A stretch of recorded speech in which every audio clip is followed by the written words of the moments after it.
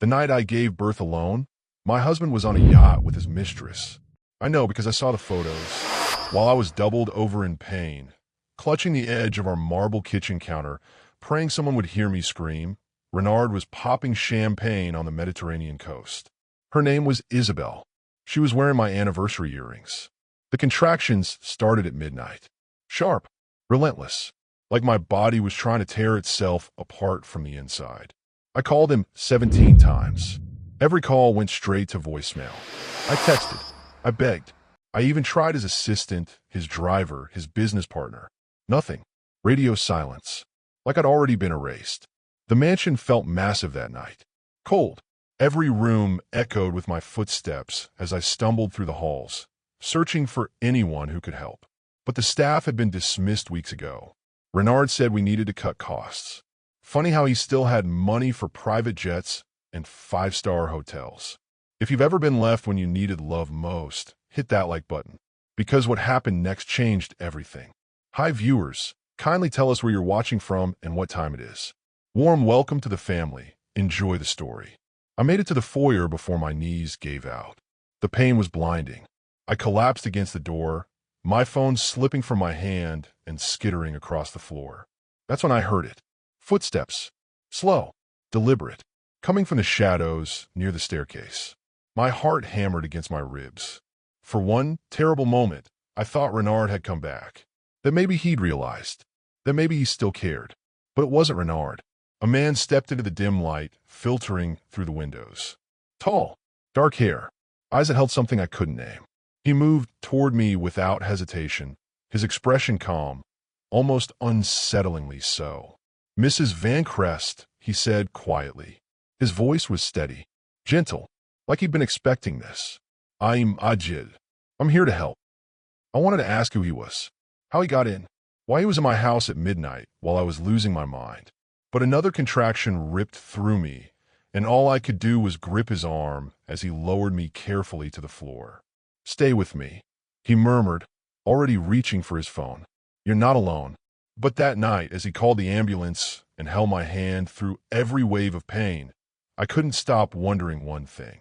Why had no one ever mentioned it before? I woke up in a hospital room that smelled like bleach and broken promises. The doctor said I was lucky. Lucky, as if there was anything fortunate about waking up alone after the worst night of your life. They handed me discharge papers and a pamphlet about postpartum care. No one asked where my husband was. No one had to. Adiel was standing by the window when I opened my eyes the second morning. Not hovering, not demanding anything. Just there, like he'd always been there. Like he belonged in that space between the hospital curtains and my shattered world. You should eat, he said, setting a container on the bedside table. Not hospital food, real food. Warm soup that actually had flavor. Bread that didn't taste like cardboard. I stared at him, really looked at him for the first time. He had the kind of face you'd miss in a crowd. But once you noticed it, you couldn't look away. Strong jaw, tired eyes, hands that had clearly worked hard for everything they'd ever held. Who are you? I asked. My voice came out rougher than I intended. He sat down slowly, keeping distance between us. Respectful. I work at the estate. Maintenance mostly. I've been there 6 months. 6 months. How had I never seen him? How had I become so blind to everything happening in my own home? The truth settled over me like cold water. I'd been too busy trying to be the perfect wife. Too busy pretending everything was fine while my marriage rotted from the inside. Adiel didn't push. Didn't ask questions. He just sat there while I cried, and somehow that was more comfort than Renard had given me in years.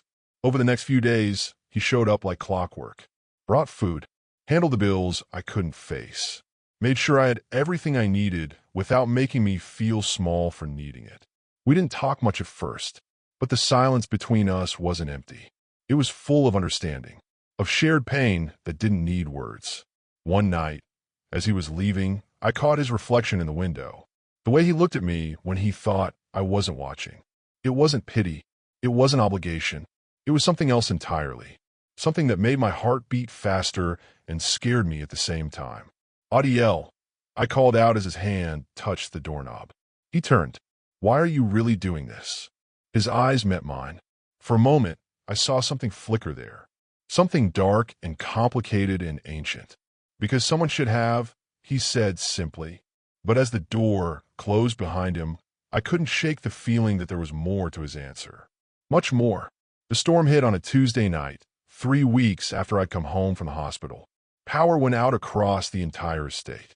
One minute, I was feeding my daughter by lamplight. The next, everything went dark. The kind of dark that makes you remember how big and empty a mansion can feel. I heard footsteps on the stairs. My heart jumped into my throat until I recognized the steady, measured pace.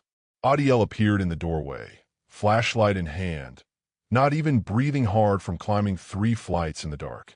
"Generator's out," he said. "I'll fix it, but it'll take a few hours. You okay up here?" I nodded, even though I wasn't sure.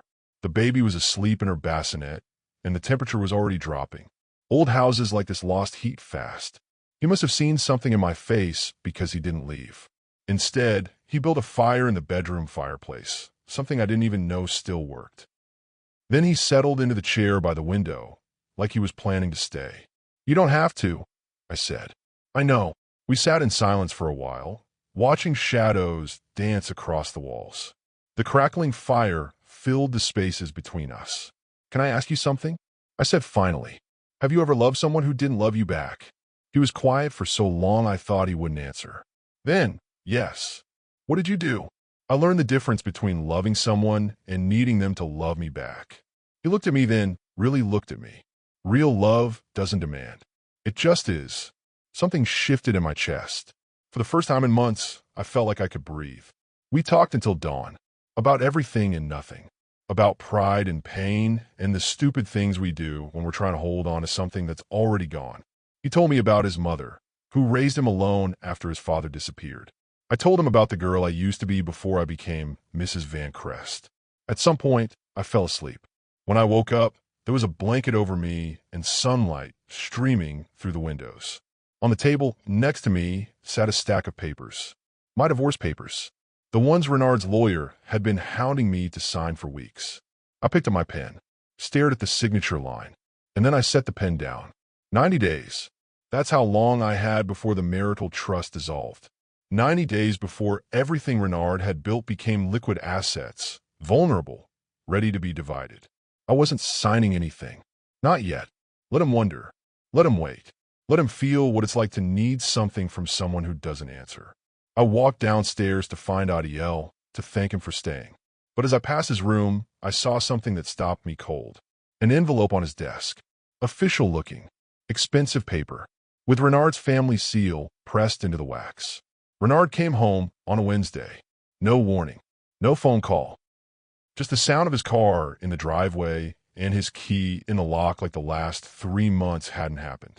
Like he hadn't left me to give birth alone while he was living his best life with another woman.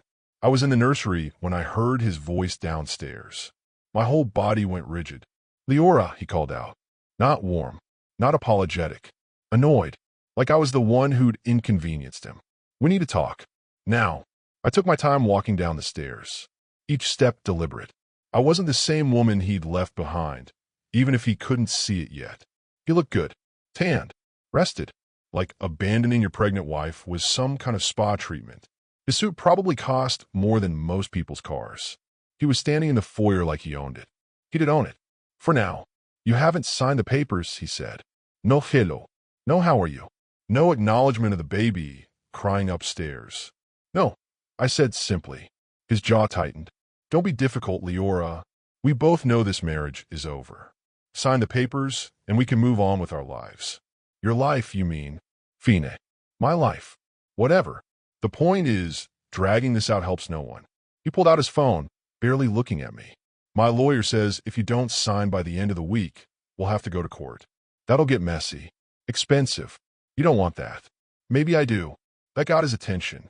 He looked up, really seeing me for the first time. And I saw the moment he realized something had changed. Something he couldn't name or control. "What game are you playing?" he asked. "No game. I'm just not in a hurry." His face darkened. "Is there someone else? Is that what this is about?" Before I could answer, Adiel appeared at the top of the stairs. He wasn't doing anything wrong, just carrying a basket of laundry, but the way Renard's eyes locked onto him made my blood run cold. "Who the hell is that?"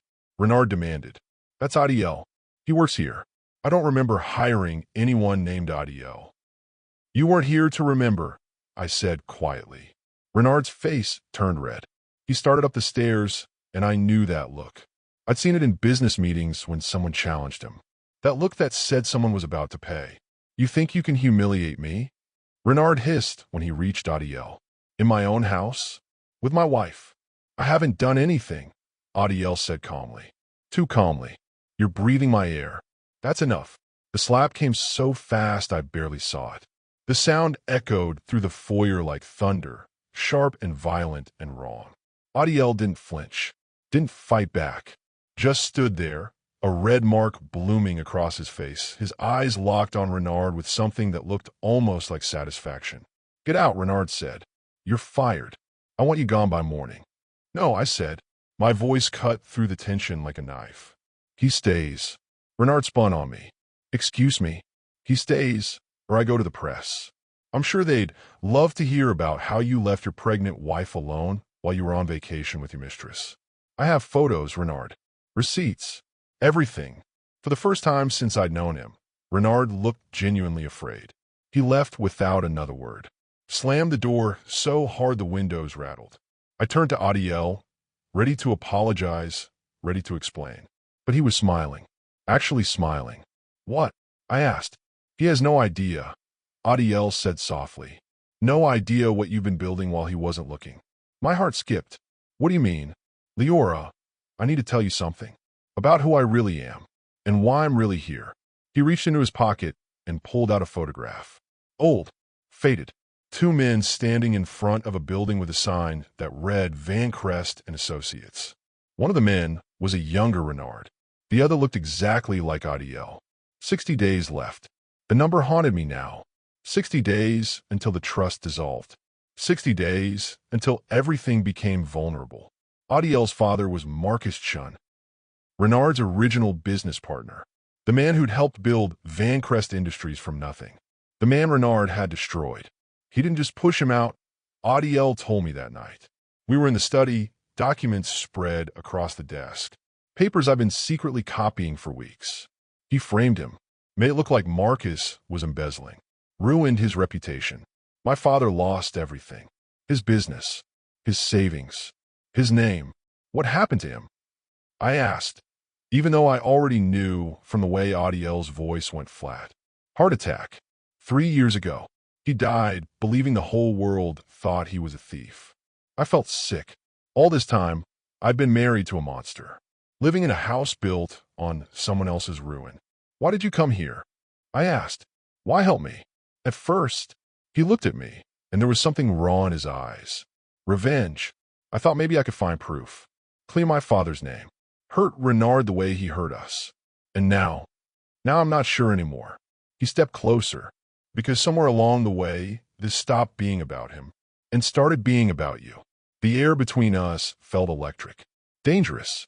Every reason why I shouldn't feel this way lined up in my head like soldiers. I was still married, still broken, still healing from the last man who'd held my heart. But Adiel wasn't that man. He'd never been that man. "I found something," I said, pulling myself back to safer ground. In Renard's offshore accounts. Assets he forgot about. Small things he didn't think mattered. How small? $2 million small.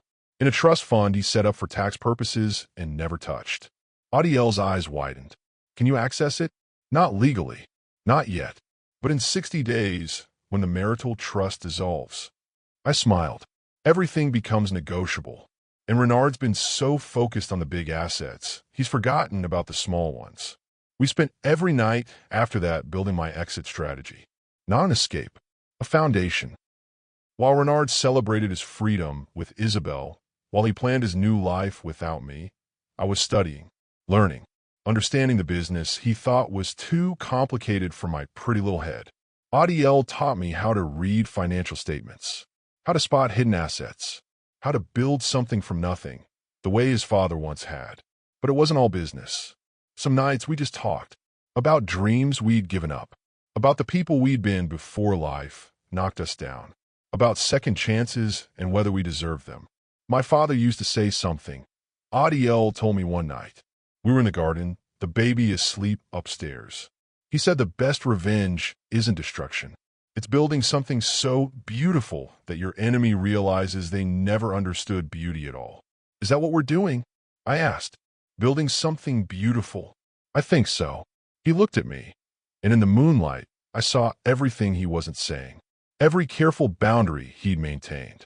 Every moment he'd held back because I needed space to heal. Adiel, I said softly, when this is over, when I'm free, when I'm whole again. I paused, choosing my words carefully. I'd like to build something beautiful with you. Not because I need saving, but because I want to. He didn't answer with words, just took my hand and held it while we watched the stars. 45 days left. Every day brought me closer to freedom. Every night, I built something Renard would never see coming. Because while he was out there living his best life, thinking he'd won, thinking he'd gotten away with everything, I was becoming someone he couldn't touch, couldn't hurt, couldn't reach. And the best part? He had absolutely no idea. The contraction started again at 2 a.m., but this time, everything was different. Not labor, just my body remembering. Phantom pain that pulled me from sleep and left me gasping in the dark. But when I opened my eyes, Adiel was already there. He'd started sleeping in a room next door after Renard's visit, just in case. Breathe, he said, his hand finding mine in the darkness. You're safe. I'm here. The panic faded. Slowly, like ice melting under warm water. I thought I was past this. I whispered. Trauma doesn't work on a schedule. His voice was gentle, understanding. It comes back when it wants to remind you that you survived. We sat there in the quiet, my daughter sleeping peacefully in her bassinet, Adiel's thumb tracing circles on the back of my hand. And for the first time since that horrible night 3 months ago, I felt something shift. Not healing, not yet, but the beginning of it. Tell me about her, Adiel said, nodding toward the baby. What do you see when you look at her? I'd been avoiding that question, avoiding really looking at my daughter because every time I did, I saw Renard's eyes. His chin, the reminder of what I'd lost and what I'd never have. But Adiel was waiting, patient, not pushing. I see a fighter, I said finally. She came into this world the hard way, and she's still here, still strong. Like her mother, something in my chest cracked open, not breaking, blooming. The next morning, I named her Haven, because that's what she was. A safe place in the middle of chaos. A reason to build something better. Adiel held her while I showered, and when I came back, he was humming something soft. A lullaby in a language I didn't recognize. Haven was staring up at him like he'd hung the moon. You're good at this, I said. He looked up, and there was something vulnerable in his expression. My father used to sing this to me. It's the only thing I remember about him being happy. Teach it to me. So he did. And as we sat there, teaching me the words, our voices blending together in the early morning light, I realized something terrifying and wonderful. I was falling in love with him. Not the desperate, drowning kind of love I'd had with Renard. Not the kind that made you smaller. This was different, quieter, like coming home after a long journey. The man who once served in my house now held my whole world in his hands. And somehow, that felt exactly right. 28 days left. Every day, the colors seemed brighter. The mansion that had felt like a tomb started feeling like possibility. Adiel fixed the fountain in the garden. I started painting again, something I hadn't done since college. We didn't talk about what came next. Not yet. There was too much still uncertain. Too much that could still go wrong. But in the quiet moments, when Haven was sleeping and the world felt far away, we allowed ourselves to imagine. A life without Renard's shadow. Without shame or secrets or survival mode. Just us. Just this. Just the beginning of everything. The art studio appeared on a Thursday morning like something out of a dream. I'd mentioned it once. Just once. Told Adiel how I used to paint before I became Mrs. Van Crest. Before my life became board meetings and charity galas, and pretending I belonged in rooms full of people who saw right through me. He'd converted the entire East Wing. Skylights. Proper lighting. An easel that must have cost a fortune. Canvases stacked against the wall, waiting for me to fill them with color. How did you? I started, but my voice caught. You deserve space to create, he said simply. You deserve space to be yourself. I painted for 6 hours straight that first day. Haven in a bassinet beside me. Adiel working on his own project in the corner. He'd started restoring furniture from the mansion's storage. Pieces that Renard had deemed worthless. Under Adiel's hands, they became art.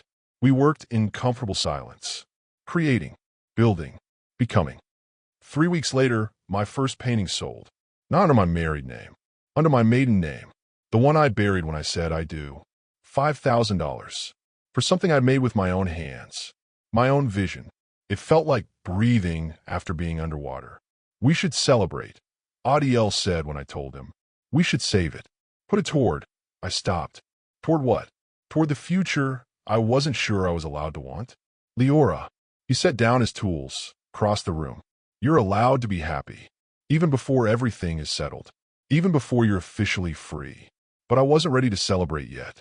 Because that morning, I'd receive an email from my lawyer. Renard's empire was crumbling. The Mistress had left him.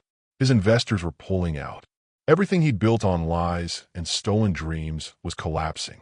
And I'd barely lifted a finger. If you've ever watched karma work in real time, share this story with someone who needs to believe that justice exists. 10 days left. The shell company I created with Adiel's help had been quietly purchasing Vancrest assets. The forgotten ones. The overlooked properties. The offshore accounts Renard had dismissed as pocket change.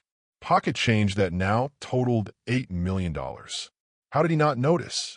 I asked as we reviewed the documents. Because he's never had to pay attention, Adiel said. Rich men like him, they think wealth just appears. They don't see the work, the details, the foundation. Your father saw it. Yeah, and Renard destroyed him for it. There was no bitterness in his voice anymore. Just fact, just truth. But my father taught me something before he died. He said empires built on theft always crumble. The only question is when. The auction was scheduled for Monday. The Vancrest estate. Everything inside it. Everything that had once represented wealth and power and success. Everything Renard had lost. My company submitted a bid.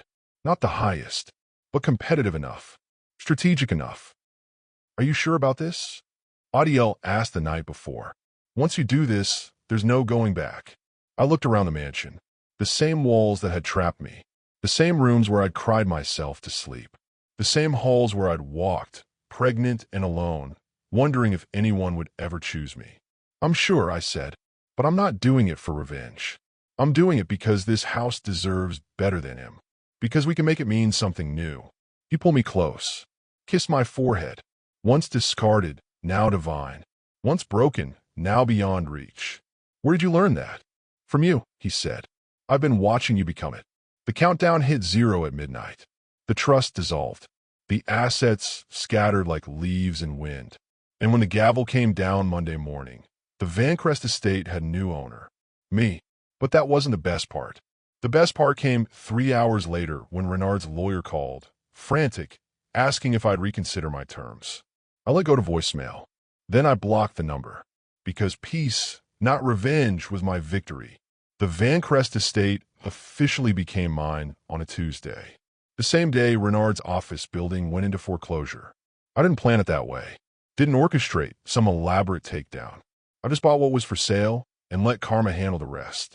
But standing in the mansion's foyer, holding the deed with my name on it, I felt something I hadn't felt in years. Power. Real power. Not the borrowed kind I'd had as Mrs. Vancrest. The kind that comes from building something yourself. Your office overlooks his, Adiel said, pointing to the window. From here, you could see downtown. The Vancrest building. Dark now. Empty. You hadn't noticed, Elide. He smiled. Saw right through me. It's okay to feel satisfied. You earned this. My phone buzzed. A text from an unknown number. I knew who it was before I even opened it. Leora, we need to talk. This doesn't have to be ugly. I made mistakes. I know that. But we can still work this out. Call me. I stared at the message for a long time. Felt nothing. No anger. No satisfaction. No pain. Just quiet. I showed it to Adiel. What do you think? I think the loudest response is silence, he said. I think some people don't deserve your words. So I didn't reply, didn't block him, just left it there, unread by him, unseen. The walk-by happened 3 days later. Court appointment for the divorce finalization. I'd known he'd be there, known I'd have to see him. I wore white, not bridal white, victory white, a suit that cost less than his tie, but made me feel like a queen. He was in the hallway outside the courtroom, alone. His lawyer had dropped him. His mistress had moved on to someone with a working bank account. He looked smaller than I remembered, tired, like life had finally caught up with him. Our eyes met as I walked past. I didn't stop, didn't slow down, didn't acknowledge him at all, just kept walking. Adiel beside me, Haven in my arms, moving forward into a future he'd never be part of. If you know silence is the loudest answer, subscribe now. Because what happened next proves that the best revenge isn't violence. It's becoming someone your enemy can't touch. The divorce was finalized in 20 minutes. No contest, no drama. Renard signed everything his lawyer put in front of him because he had no choice left. I walked out of that courthouse a free woman. Outside, reporters were waiting. They'd caught wind of the story. Abandoned wife, destroyed husband, the kind of drama that sells papers. Mrs. Van Crest, one called out. How do you feel about your ex-husband's downfall? Did you orchestrate his financial collapse? I stopped, turned, let them get their photos. I didn't orchestrate anything, I said calmly. I just stopped holding up an empire built on sand. What happened after that was inevitable. What's next for you? I looked at Adiel, at Haven, at the car waiting to take us home to a house that was finally, truly ours. Peace, I said. What's next is peace. The letter arrived that evening. Thick envelope, expensive stationery, Renard's handwriting on the front. I held it in my hands, feeling its weight, knowing what was inside without opening it. Apologies, explanations, justifications for why he did what he did. All the words he should have said months ago. Adiel was watching me from the doorway. You don't have to read it. I know. I walked to the desk, opened the drawer, placed the letter inside, next to the divorce papers, next to the photos from the yacht, next to everything that belonged to my old life. Then I closed the drawer. Some conversations don't deserve to happen. Some apologies come too late to matter. The letter sat unopened beside a vase of fresh lilies. Perfect, untouched, irrelevant, just like Renard. The mansion transformed over the next few months like a butterfly emerging from a chrysalis. We painted the walls colors Renard would have hated. Bright yellows, deep blues, colors that felt alive. The furniture Adiel restored filled rooms that had been cold and empty. My paintings covered walls that once held portraits of people I didn't know. The studio became my sanctuary. Haven would babble in her playpen while I worked, and Adiel would bring me tea at exactly the right moment. Like he could sense when I needed to pause, to breathe, to remember I wasn't alone anymore. You're getting good at this, he said one afternoon, studying my latest piece. A abstract landscape, all gold and warmth and new beginnings. I had a good teacher. I taught you about finances. This, he gestured at the canvas. This is all you. But it wasn't. Not entirely.